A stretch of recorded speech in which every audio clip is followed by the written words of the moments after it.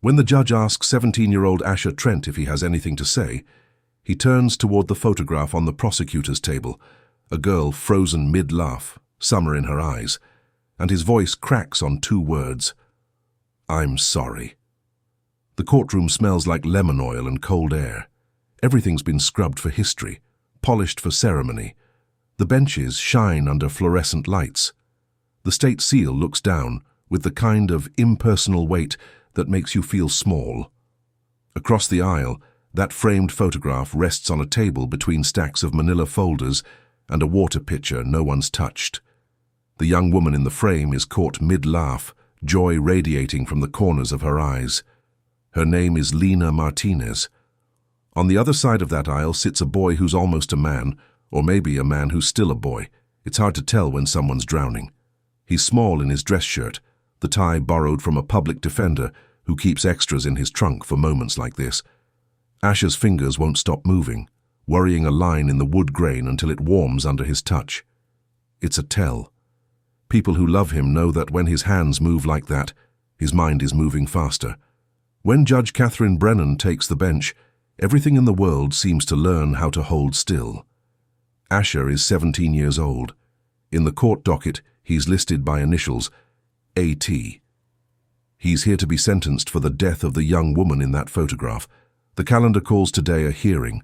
That word feels thin, inadequate, like calling a hurricane weather. When the prosecutor stands, her cadence is precise and cool. Dates, statutes, sequences. The kind of language that keeps minds from splintering under the weight of what we're really talking about. The defense stands next, and the words are different, softer, edges sanded down, about a diagnosis that came late, and a storm inside a child that no one could predict on any reliable schedule. When Judge Brennan invites him to speak, Asher turns toward the photo again. He tries to hold Lena's gaze, that captured joy, but he can't. His eyes drop. His shoulders curl inward like he's trying to disappear into himself. "I know there is no forgiveness," he says, then swallows hard. His voice is barely above a whisper, but in the silence of that courtroom, everyone hears it. "I am sorry. I don't remember parts of that night the way I wish I did, and I remember the worst parts too clearly. It wasn't me, but it was me, I'm sorry. That night, before we get to the violence, the investigation, and a sentence that would change multiple lives, I want to know something. Where are you watching from right now? Drop your city or state in the comments. This story takes place in a small town that could be anywhere in America, maybe even yours. A place where everyone knows everyone, where Friday night football games matter, where a tragedy doesn't just break a family, it shatters an entire community. But before the courtroom, before that night, there was a boy. And before the boy became the defendant, he was just a kid who loved storms. Asher Trent grew up in southern Illinois, where the sky is big enough to have a personality. His mother, Rebecca, could recognize a storm by scent. "Smells like wet pennies," she'd say, standing on the porch, nose to the wind. Asher learned the old trick of counting between lightning and thunder, 1 Mississippi, 2 Mississippi, calculating the distance of danger in childhood mathematics. By third grade, he had a spiral notebook where he kept records like a scientist, though he called himself a collector. Each page was meticulous, date, barometric pressure, copied from the evening news in careful handwriting, temperature, humidity, wind direction, noted with arrows like a private compass only he could read. He drew the clouds he loved, anvil-shaped cumulonimbus that looked like gods, mare's tails of cirrus that predicted change, filling the margins with tiny numbers that made comfort out of chaos. Calculative, his fifth-grade teacher, Mrs. Morrison, would say later, the word half compliment, half prayer. It wasn't just math, it was the way Asher arranged the world. Pencils by hardness, socks by softness, lunchbox items ordered by crunch factor. The ways he controlled the uncontrollable, his mother's variable shifts at the diner, the precarious rent that came due like a threat, the fear of a car that might not start in January, were quiet and methodical. The kind of control grown men envy when they're learning to be gentle with the world. He was the child who remembered your birthday when everyone else forgot. The kid who stayed after school to help the janitor stack chairs. The teenager who tutored a struggling freshman for free because the boy reminded him of himself at 12, scared that the world would notice he was a little odd and weaponize it. At 13, the weather inside him shifted. It came on like spring in the Midwest, sudden, confusing, a relief that turned into a flood. He built a Rube Goldberg machine that ran the entire length of their apartment hallway, a cascade of marbles and spoons and ramps, and a bell at the end that chimed like an answer to a question no one had asked. He didn't sleep for 3 days straight. Ideas exploded in his mind like fireworks in a jar, too bright, too fast, too beautiful and terrible all at once. And then he crashed so hard he couldn't find his own name for a morning. Rebecca thought it was adolescence, the pendulum swing everyone warned her about. She brewed chamomile tea, smoothed his hair, and put the storm notebook back on his bedside table like a talisman. "You're just growing," she said. "Growing hurts sometimes." By 15, there were moments you couldn't predict. An unkind word from a classmate, and he was a spark thrown into gasoline. A kind word from a teacher, and he was open to the bone, crying in gratitude that felt disproportionate but genuine. The vice principal called one afternoon in October. There had been a shove in the hallway, nothing serious, but policy required a conversation. Asher sat in the office afterward and cried until the tissue box was empty, until the words, "I don't know why," ran out of meaningful order. He promised himself he would never do it again.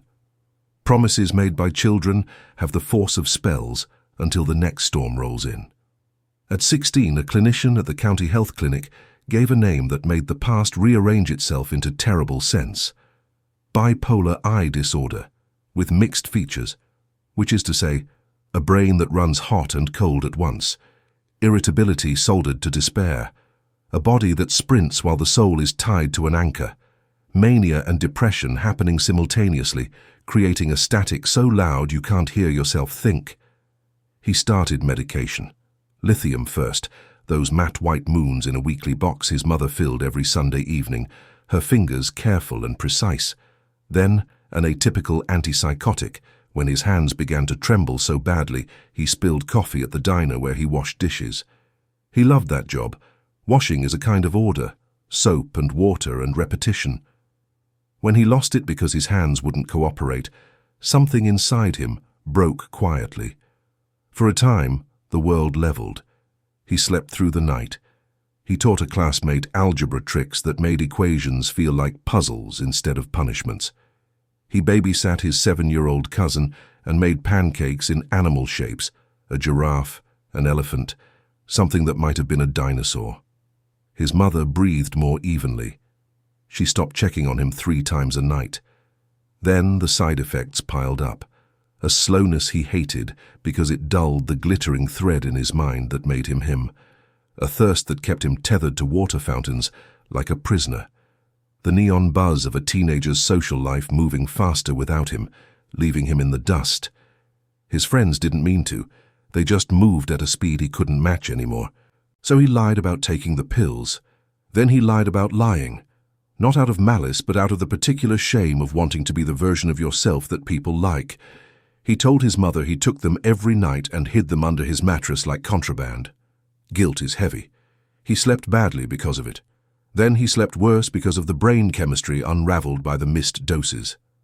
The school counselor, a woman named Ms. Green with silver hair and patient eyes, started the IEP paperwork. Individualized Education Program, accommodations for students with disabilities. She knew the words that opened doors: functional impairment, educational impact, therapeutic supports. She called twice a week, then 3 times to check on the wait list for a comprehensive evaluation that would come with services. She sat with Rebecca on vinyl chairs at the county clinic and gave her language to insist on help that exists on paper but evaporates when your number is finally called. "We're going to get you help," Ms. Green said, meaning it, and sometimes meaning it is the first and only medicine you get for a while.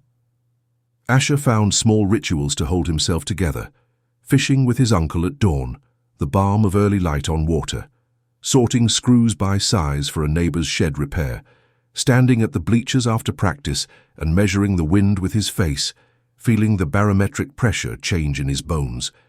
In his storm notebook, he created something new. He called it the Low Pressure Index, a personal scale from 1 to 10, with notes about sleep, irritability, energy, mood. He built it because he thought he could outrun his bad days if he could see them coming. If he could quantify his own weather, make a graph that would warn him of incoming danger. "If I can see it," he told Miss Green one afternoon in her office, the one with the couch that didn't match and the posters about kindness, "I can move away in time." In his notebook, under a date 2 weeks before that night, he wrote, "Pressure low, sleep low, irritability high." And then underneath, in smaller letters, "Don't trust your thoughts when you haven't slept." You could read that entry later as premonition, or as proof of self-awareness that lost the battle to biology. People always find certainty where it isn't. The day did not announce itself as the kind that would enter language as that night. If it had, everyone would have been kinder to themselves at breakfast. It was a Friday in late September. The air had finally cut clean after a summer that overstayed its welcome. The high school football game ruled the evening. In towns like this, it always does. Parents carried folding chairs and thermoses. Seniors carried the last of their childhood like contraband, knowing these nights were numbered. Lena Martinez was there. She was everywhere someone needed help. At the volunteer shelter on Saturdays, sorting donations by size and season. At the coffee shop on Main Street, remembering orders like a magic trick that said you matter. At a friend's apartment, doing dishes without being asked, just because she saw they needed doing. She had a backpack covered in pins she'd collected, little declarations of cheerfulness. Be kind, you matter, choose joy. She walked like she trusted the ground beneath her feet. Asher hadn't slept much that week. The weekly pill box still had Thursday night's compartment full when Rebecca checked Friday morning. She said nothing then. She would say everything later. He was at the game and people who loved him could tell something was off. He was verbose in a way that alarmed them. One of the tells in his mixed states, talk on top of talk like radio static layered over a good song. He joked too hard, laughed too loud, and was weirdly bright around the eyes. Like a radio tuned to 2 stations, his friend Terry would say later to the police. Both good songs, but together it's just noise. At the game there was a jostle, nothing extraordinary in the ecosystem of teenage boys. One remark about shoes, another about someone's sister, a shoulder check, a flare of heat, hands on shoulders pulling bodies apart. The adults nearby were the kind of tired you get when you've seen this too many times to take it personally. Lena was the one who touched Asher's arm lightly, like a bird alighting. She barely knew him. They'd shared a biology lab once, maybe twice, but she had the kind of radar for distress that some people are born with. "Breathe," she said, her voice low and steady. "It's fine. Go home. Sleep." He nodded. The moment was captured later on a classmate's phone. Her hand, his nod, the universal choreography of de-escalation practiced by kind kids everywhere. It would be played at the trial no one wanted. What the phone didn't capture was the tide that rose afterward. Asher left the game and walked. The streets were mostly empty, the town gathered under those Friday night lights. His mind was a hive. Sleep deprivation and missed medication had created a perfect storm. Low pressure meeting high pressure, the violence in the meeting itself. The convenience store cameras picked him up at 10:28 p.m., buying an energy drink he didn't need. He forgot his change at the counter. The clerk, a guy named Danny who worked nights and knew half the high school by face, called after him. Asher returned, apologizing with the exaggerated sincerity of a kid auditioning for adulthood. "Sorry, man, my head's all over the place." "You good?" Danny asked. Yeah, I'm good." His phone pinged with group chat messages. They would later be assembled into a timeline like stones on a path leading to disaster. 10:34 p.m. "Where you at?" 10:39 p.m. "Can't sleep." 10:40 p.m. "It's too loud." That last one wasn't about the street. It was about the inside of his head. At 10:41 p.m. he posted to a private social media account a rant about wolves in letter jackets. Later, the town would tear itself apart on that phrase. Some would say it was evidence of premeditation, proof of intent. Others would hear only a boy's hyperbole, the dramatic language of a teenager who felt wronged. In reality, it was neither and both. It was the static talking. In his storm notebook, under that day's date, he'd drawn a low-pressure spiral and written, "Don't trust your thoughts when you haven't slept." You could read that entry as premonition, or as proof of self-awareness that lost the battle to biology. At 11:17 p.m., Lena left her friend Sarah's apartment and walked the last 2 blocks home. It was a route she'd walked 100 times, maybe 1,000. Safe streets in a safe town where doors stayed unlocked and neighbors waved from porches. In that short stretch, something happened that would be told and retold until it fossilized into an official shape and would still not be quite all the way true in the ways that matter to the people who lost her. There are objective fragments, things we know. A raised voice heard by a neighbor, an apology that sounded like a reflex, a utility blade, a cheap folding knife, pulled from a backpack where it had lived since an afternoon, helping his uncle break down shipping pallets. A body in motion before a mind catches up. The violence was rushed and clumsy, without choreography. It was over in a breath and an eternity. The 911 call was 43 seconds long. The ambulance was fast. The hospital was sterile and white, everything performed with the competence that breaks hearts when it's not enough. The doctor said the words in a room with soft lamps and a clock without a second hand. Lena's family became a before and an after in an instant. Hit subscribe if you want to see how this story ends, because the twists are just beginning. And trust me, nothing about this case is what it seems. Police found Asher walking 2 streets over, hands open and empty, eyes too wide, speech in loops that made no narrative sense. When Detective Maria Vasquez found Asher on Maple Street, 2 blocks from where Lena Martinez took her last breath, he was walking fast and talking faster. His hands were empty, his eyes were too wide, and when she asked him to stop, he was compliant in a way that would later seem strange to everyone who reviewed the footage. "I'm sorry," he said before she asked him anything. "I'm so sorry. It wasn't..." He was Mirandized. He nodded at the appropriate places. He asked for his mother. He did not make a good witness for himself because he couldn't hold on to the order of events without losing his grip on himself. He was 17. A parent was called. A public defender named Marcus Chen drove into the night. Wait, not Chen. The public defender's name was Marcus Sullivan. Dark tie, briefcase older than some of his clients, and eyes that had seen this too many times to pretend the system worked perfectly. In the days after, the town learned how a rumor machine eats grief and spits out certainty. The Wolves in Letter Jackets post made the rounds, screenshot and reshared until it became proof, to some, of premeditation. A girl from sophomore biology remembered an argument about lab partners and told it like prophecy. Someone said Asher had brought the knife to school. He hadn't. It was a folding box cutter in a backpack he wore everywhere because he was the kind of kid who fixed things when asked. A boy named Justin claimed he'd heard Asher had a list. He didn't, but rumors love lists. Lists are concrete, lists are actionable. Lists are the kind of thing that lets people believe violence is predictable if we just pay attention. The investigation gathered electronics and statements and medical history and transcripts of counseling sessions where Asher had let himself say the words he couldn't in other rooms. The state lab did its work with the quiet precision of professionals who cannot afford indulgence. Cameras were pulled. Convenience store, street light, a garage security cam that caught a passing figure, and the blur of an argument, as if from underwater.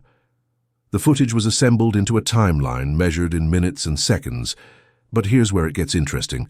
One camera's timestamp was off by 9 minutes, a maintenance oversight, the kind of thing that happens when city budgets get tight and technicians stretch themselves thin. It wasn't a conspiracy, it was bureaucracy. But it made the timeline feel crooked even after it was corrected. In the transfer hearing months later, the prosecutor would use the footage to stitch timeline to narrative. The defense would note the error but not pretend it made a different night. But there were other small twists that mattered privately, that rearranged the story's emotional geometry in ways that didn't fit neatly into legal arguments. The night before Lena died, Asher had drafted a message to her he never sent. It was saved in his notes app under Dear L. It had the awkwardness of teenagers who are sincere to the point of embarrassment. When I talk fast, I don't mean I'm not listening. I'm sorry I was weird in lab. Thank you for not making me feel weirder. The defense chose not to introduce it into evidence. Marcus Sullivan knew it would have been indecent to swing it like a lantern, to weaponize kindness Asher had felt toward the person he killed. But it existed, living proof that the night's harm had been committed against someone he'd admired. The universe sometimes cracks in the unthinkable direction. And here's the twist that broke Rebecca Trent's heart into pieces so small, she'll never find them all. The IEP request Ms. Green had filed, the one that would have triggered a comprehensive evaluation, accommodations, therapeutic supports, a safety net, was approved the week after Lena died. The letter arrived to a mailbox stuffed with sympathy cards and court summons, services that might have caught him before he fell, help that came too late, measured in days. In the town, people asked questions that had no good answers. Could this have been prevented? Should someone have seen it coming? Why didn't the school act faster? Why didn't the clinic have appointments available? Why does help always arrive the week after disaster? Mental health infrastructure in rural America is a joke with a body count. But that's a different story. Or maybe it's the same story, just told from a different angle. What investigators knew for certain: Asher Trent had not been taking his medication. He had not slept more than 3 hours a night that week. He had been experiencing a mixed episode, mania and depression simultaneously, creating a cognitive and emotional static that made impulse control nearly impossible. And in that state, a confrontation escalated in seconds. What they couldn't quantify: how much was illness and how much was choice? Where does biology end and accountability begin? The law doesn't care about philosophical nuance. The law needs answers. 3 months after Lena Martinez died, the state's attorney filed a motion to transfer Asher Trent to adult court. In Illinois, like most states, 17-year-olds charged with serious offenses can be tried as adults. The transfer hearing is where the system decides, is this a child who made a terrible mistake, or a dangerous person who happens to be young? The statute listed factors for Judge Brennan to consider: seriousness of the offense, protection of the community, the child's maturity and sophistication, prior record, likelihood of rehabilitation in the time available to the juvenile system, availability of services. The prosecutor, Assistant State's Attorney Jennifer Caldwell, argued the gravity alone foreclosed juvenile consequences. Your Honor, Lena Martinez will never turn 18. She will never graduate. She will never have the opportunity to grow, to change, to become who she might have been.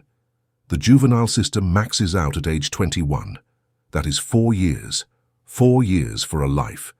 The seriousness of this offense, the finality of the harm, demands adult accountability. Stood and spoke with the quiet intensity of someone who's fought this battle 100 times and lost most of them but keeps fighting anyway. Your Honor, rehabilitation is not a slogan. It's an actual possibility. Asher Trent is a child with a documented mental illness that was inadequately treated. His brain is not done developing. Science tells us the prefrontal cortex, the part responsible for impulse control and decision-making, doesn't fully mature until the mid-20s. The juvenile system was built precisely for this, the hardest cases, where a brain, not yet done, made a choice that will echo forever. With structure, treatment, and time, he can become someone different, someone safe. The adult system will break him. The juvenile system might rebuild him. Judge Brennan took 3 days to decide. When she returned to the bench, her voice was measured, careful. The tone of someone who knows every word will be scrutinized and appealed and possibly reversed. The court finds that the seriousness of the offense and the protection of the community outweigh the rehabilitative potential within the juvenile system's limited time frame. The defendant is transferred to adult court. Rebecca Trent put her head in her hands. Marcus Sullivan closed his file folder with the quiet resignation of a man who saw it coming. Asher didn't move. He'd learned by then how to hold very still when the world shifted beneath him. In adult court, the calculus changed. The state charged him with second-degree murder. The evidence was overwhelming. The defense wasn't built on innocence. It couldn't be. It was built on context, on mitigation, on asking the question, what does justice look like when mental illness and violence collide? After weeks of negotiation, a deal was reached. Asher would plead guilty to voluntary manslaughter, a lesser included offense that acknowledged the lack of premeditation but held him accountable for the harm. He would waive his right to trial. Lena's family agreed to the plea, not because they wanted less accountability, not because they forgave, but because reopening that night like a wound over and over in endless testimony would not bring their daughter back. Sometimes mercy is just exhaustion wearing a different name. On a cold morning in February, Asher stood in court and said the words, "Guilty." The judge accepted the plea and set sentencing for early summer.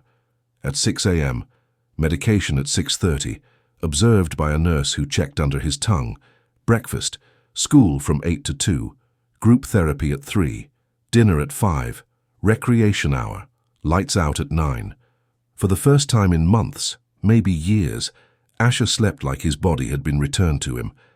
At sentencing, they didn't talk about guilt. The court would take care of that. They talked about mixed states and sleep architecture and triggers and the way adolescence throws gasoline on fires you don't want in your house. Together, they built a relapse prevention plan, like a blueprint for a building that might, with care and maintenance, be safe to inhabit. There was one more twist, subtle as a shift in wind. Weeks before that night, Asher had developed his personal scale in the Storm notebook, the low-pressure index, 1 to 10, with notes about sleep and irritability and warning signs. He'd built it because he thought he could outrun his bad days if he could see them coming. After the plea, Marcus Sullivan turned the notebook over to the court as part of the pre-sentence materials. The prosecutor read it. Dr. Foster analyzed it. Judge Brennan would reference it at sentencing. In a different kind of story, this would be the grace that saved him. In this story, it became evidence of a kid trying and failing anyway. On sentencing day, the courtroom filled 2 hours early. People who believed the system was finally going to do what it should. People who believed it was going to fail in a way that would teach everyone the wrong lesson. Media in the back row, sketch artists with charcoal and paper. Lena's family in the front, dressed like they were going to church and a funeral simultaneously. The pre-sentence report was a ledger and an elegy. 47 pages. Family composition, health history, hospital visits, 2, school records, discipline, strengths, helpful, analytical, gentle with children, rigid under stress. Risk factors, untreated bipolar episodes, sleep deprivation, access to a blade that was not a weapon until it became one. The report included Dr. Foster's evaluation, a neuropsychological assessment, letters from teachers and neighbors, and a recommendation from the probation officer. Custody in a program that integrates psychiatric care and education, long-term supervision, review after a substantial minimum, restitution for funeral costs as both symbolism and practical help. Judge Brennan took the bench at 9 a.m. exactly. She was known for punctuality. Lawyers said she ran her courtroom like a Swiss watch. "We're here for sentencing in the matter of People versus Asher Trent. The defendant has been adjudicated guilty of voluntary manslaughter. Counsel, are you ready to proceed?" "Yes, Your Honor," came the chorus. Assistant State's Attorney Jennifer Caldwell stood first. She spoke for the family without presuming to translate their grief. "Your Honor, I want to talk about Lena Martinez, not as a victim, though she was one, as a person. She was a daughter, a sister, a friend. The verbs that defined her tell you who she was. She helped. She stayed. She listened. She showed up. When her friend needed a ride. To the clinic, Lena drove. When the shelter needed volunteers on Christmas, Lena was there. When a boy she barely knew was spiraling at a football game, she took the time to say, "Breathe. Go home. Sleep." She was 20 years old. She was studying to be a social worker because she wanted to help people who fell through cracks. The defendant doesn't get to say he fell through cracks when he took away the person who wanted to close them. Mental illness explains behavior, Your Honor. It provides context. But it does not excuse, it does not erase harm. Lena Martinez is dead. Her family will grieve for the rest of their lives. Deterrence, public safety, and yes, retribution. They're part of the law because human beings need those words too, even when rehabilitation sings more beautifully.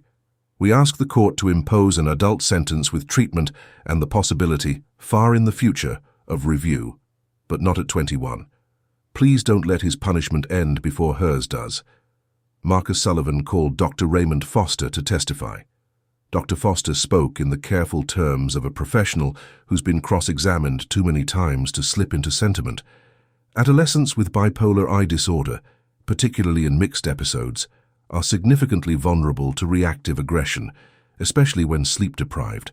The research is clear on this. The prefrontal cortex, which governs impulse control, is underdeveloped in teenagers and further compromised by mood dysregulation. Mr. Trent was experiencing what we call a mixed state, simultaneous mania and depression, irritability, racing thoughts, impaired judgment. It's one of the most dangerous presentations of the disorder. Can it be treated? Sullivan asked. Yes. Treatment works. Medication, therapy, structure, and sleep hygiene can significantly reduce risk.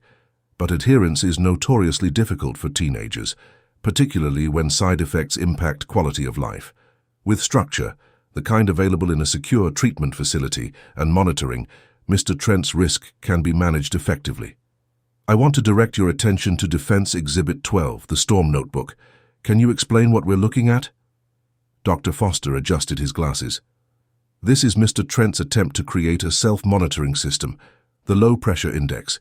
1 to 10, tracking sleep, irritability, mood, energy. Honestly, Your Honor, it's remarkable. This is a 16-year-old trying to throw himself a lifeline. He wrote, "Don't trust your thoughts when you haven't slept." That's insight, that's someone trying. Did he succeed? No, but the attempt matters. It tells us he's capable of learning safety strategies. He's capable of self-awareness. That's the foundation of rehabilitation. This case divided a community. Some people saw a monster. Some saw a sick kid who needed help he didn't get in time. What do you see? And here's the real question. What's the weather like where you are today? Because this story is about to show you that storms come in forms you never expect. Don't click away yet. What happens next? The mother's testimony, the victim's family speaking.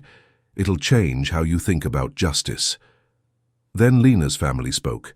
Lena's mother, Maria Martinez, stood at a podium no one wants to stand at. She said her daughter's name into the record again and again, like a spell that keeps her alive in the only way available now.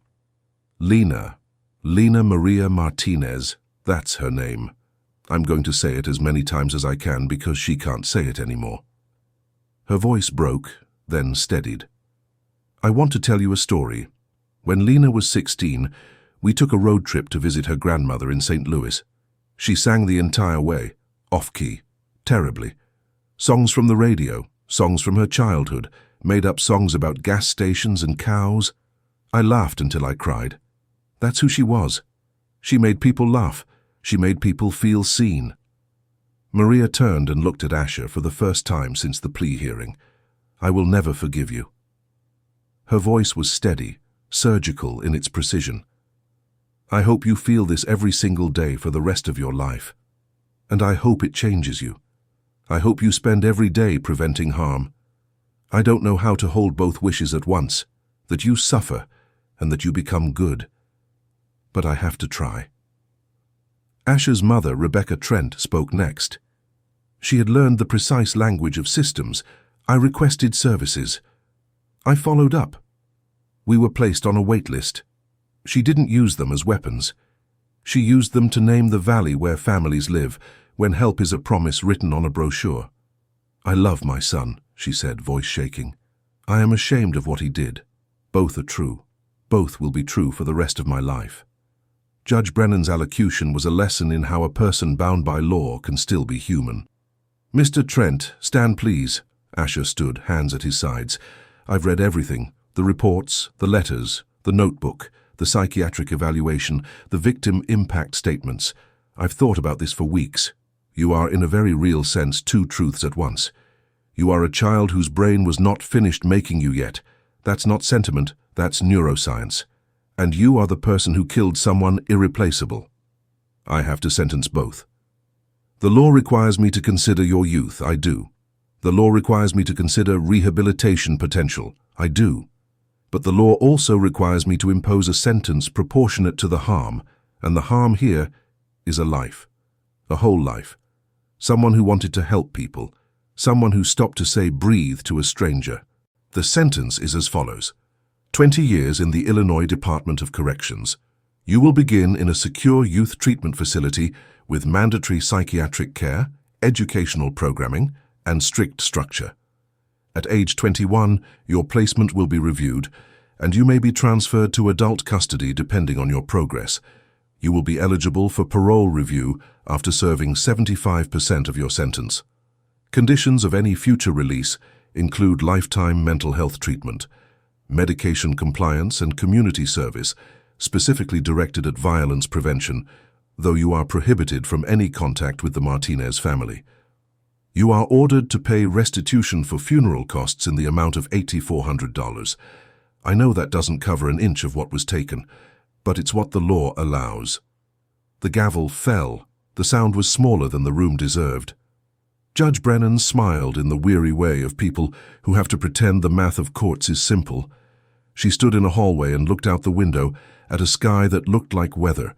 In his notebook, on a fresh page dated 18 months after sentencing, Asher wrote something his therapist wouldn't see until their next session. I used to think I could predict storms. Now I know I was just counting. The counting didn't stop the rain, but it gave me something to do with my hands. Maybe that's all any of us can do, find something useful to do with our hands while the sky decides. Rebecca visited every other Sunday. They sat across from each other in a room that smelled like industrial cleaner and talked about small things because the big things were too heavy to carry for an hour. She told him about her new job at the county library. He told her about the book he was reading. Neither of them mentioned Lena's name, but she was there anyway, sitting between them like a ghost they'd learned to accommodate. Ms. Green sends her regards, Rebecca said one Sunday in September. Asher looked up. She's still teaching? Counseling. She's still at the high school, she said. Rebecca paused, choosing words carefully. She said the IEP system moves faster now. They hired 2 more evaluators. Asher nodded slowly. That's good. It doesn't change anything. No, but it's still good. What didn't make the news, what lived only in a court file reviewed by attorneys and a judge, was that 6 months after Asher's mother mentioned Ms. Green, a motion was filed by the state's attorney's office. Not to modify his sentence, not to release him early.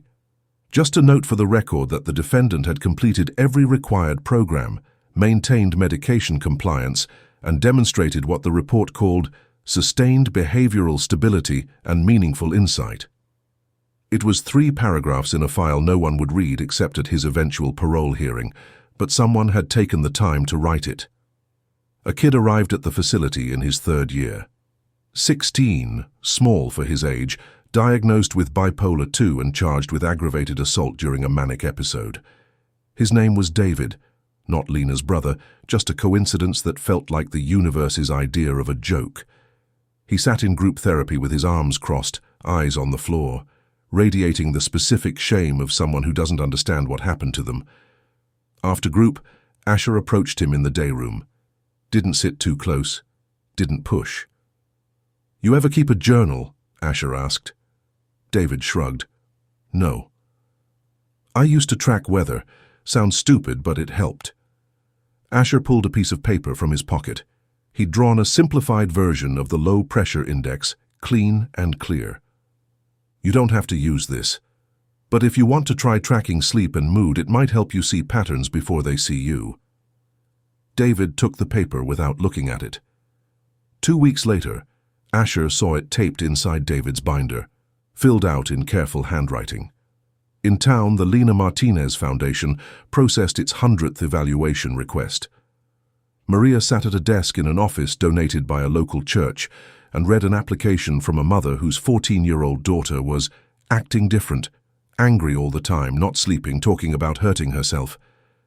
Maria approved it immediately, wrote a note to the social worker. Priority. Get her in this week. She kept a photo of Lena on the desk. Not the one from the courtroom. That one lived in a drawer she couldn't look at. This was from Lena's 19th birthday. Chocolate cake and bad singing. Joy uncomplicated by what came after. 97 kids this year, Maria said to the photo, to her daughter, to the heir. You would have loved this work. The town council voted to fund a mobile crisis team, 2 clinicians and a van equipped with supplies for mental health emergencies. It passed 6-1.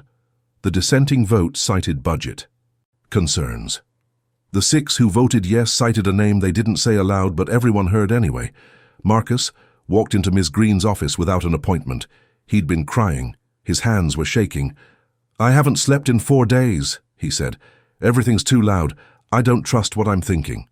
Ms. Green didn't send him to the waiting list. She made a call. By the end of the day, Marcus had an emergency evaluation scheduled for the next morning. 3 years became 4. 4 became 5. In year 6, Asher became eligible for his first parole review. Not release, just review. A hearing where the board would decide if he'd made enough progress to continue on the current trajectory or if he needed different placement, different programming, different something. Dr. Patel helped him prepare.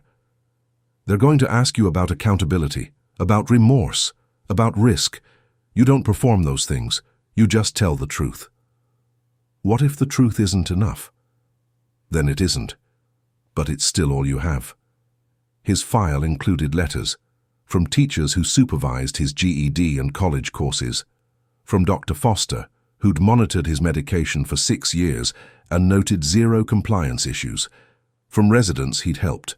One letter came from someone unexpected, a victim advocate who worked with the Martinez family, noting that while the family had not forgiven and might never forgive, they supported continued access to treatment and programming as consistent with Lena's values. It wasn't forgiveness. It was something smaller and harder. Pragmatism wrapped in grief. The night before the hearing, Asher stood at the narrow window in his room and watched clouds move across the moon. He wasn't counting anymore, wasn't trying to predict, just watching. In his notebook he'd written that afternoon, Lena Martinez would be 26 now. She'd probably be a social worker, maybe married, maybe happy. I took all her maybes. That doesn't get smaller with time. I just get better at carrying it. He didn't write about whether he deserved parole or another chance or redemption. He wrote about the work, about teaching 3 more kids the pressure index, about a conversation with a new resident who was scared of the medication, scared it would change him. It will change you, Asher had told him. That's the point. The you that got you here doesn't work. You have to build a different you. The hearing was scheduled for 9 a.m.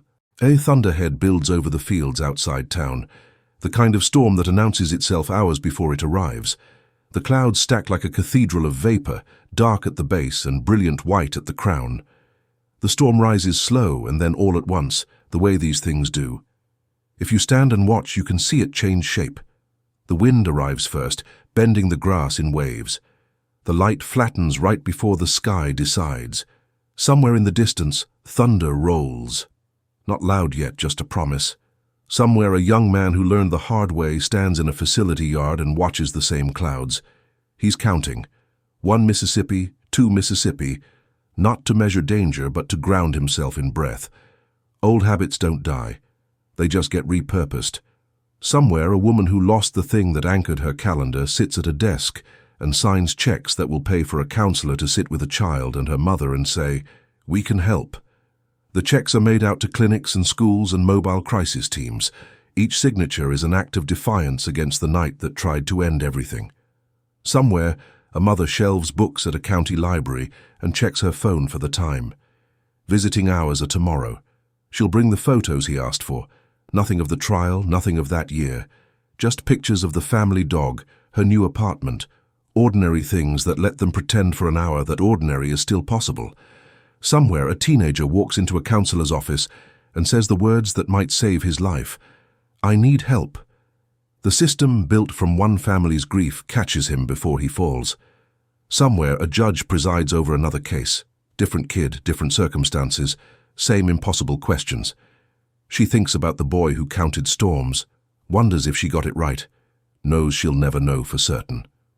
In his notebook, on a page that will never be evidence, never be reviewed by a board or analyzed by a psychiatrist, Asher writes, "Air mass meets air mass. Sometimes the violence is in the meeting." Then a line underneath in different ink added later, "I will be the person who opens the door and says it's about to rain. Come inside." He doesn't ask for forgiveness. He stopped asking years ago because he learned that forgiveness isn't a transaction. You can't earn it. It's not a sentence that ends. It's something other people carry or don't carry, and you have no say in it. What he does instead is the work. He shows up to group. He takes the medication even on days it makes him tired. He teaches the kids who arrive scared and angry and lost. He does the boring, unglamorous work of not being dangerous anymore. And when the rain comes, as it always does, it is not cleansing and it is not curse. It falls on the courthouse where Judge Brennan will review his file tomorrow and make a decision that won't satisfy anyone completely. It falls on the treatment wing where 7 teenagers are learning to count their own storms. It falls on the community center where next week someone will stand and tell a story about Lena that makes people laugh through tears.